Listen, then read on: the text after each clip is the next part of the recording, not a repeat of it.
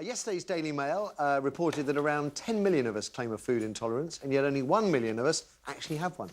A guy called Dr. Guido Basilico from the University of Milan, he reckons their problem isn't in the gut, but up here in the head. He tested more than 100 people who claimed they were lactose intolerant. He also asked them about their mental and physical health, and he found that while some people's genes did indeed make it difficult for them to digest lactose, many, the majority, were perfectly OK. And Dr. Basilico reckons their symptoms were in the mind. Just as stress can cause headaches, it can also cause tummy trouble, he said. So why do so many of us claim to be intolerant when we're not? That's really what I wanted to get to. Is it a trendy thing to do? A fashion thing? Can we blame celebrities? We blame them for everything else, so why not? Well, I'm joined in the studio by Dr. Ranj from St Thomas's Hospital in Westminster, in London. Good morning to you. Morning. Go on, then. Why are so many of us claiming we're intolerant when we're not? I think we're all a lot more health aware than we used to be back in the past. Now, you can't open a magazine without, you know, looking at some sort of food-related article in there.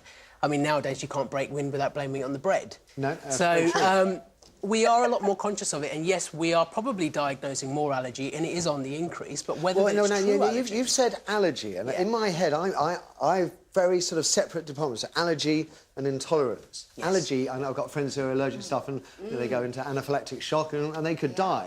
Yeah. Well, they are two very distinct things. Right. A food allergy, as such, is where your body reacts to a substance in a specific allergic way. It produces a type of antibody called IgE, and you get a characteristic set of symptoms, things like, you know, facial swelling, itchiness, rashes.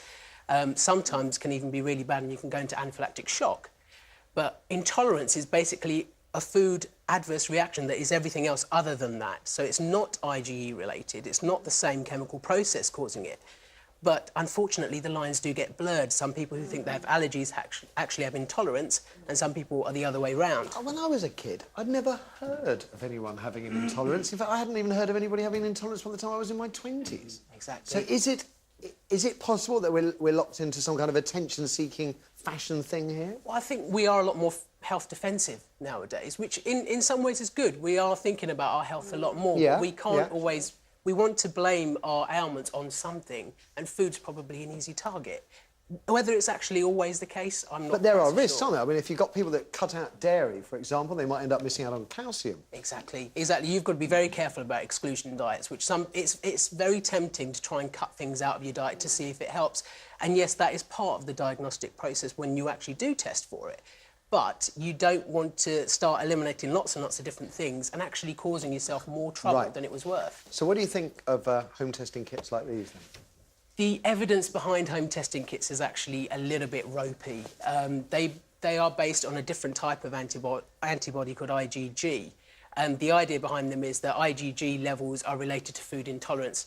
Now, the research behind that isn't clear-cut, and, you know, as you showed there, you know, it may not even give you a result. Although, to be fair, you said that the control dots didn't work, which means that the test didn't work. But it may not give you the right result. It's very... So I could still be intolerant? You could be. I knew it. I'm intolerant. Where's my soya milk? Dr. Singh, thank you very much indeed.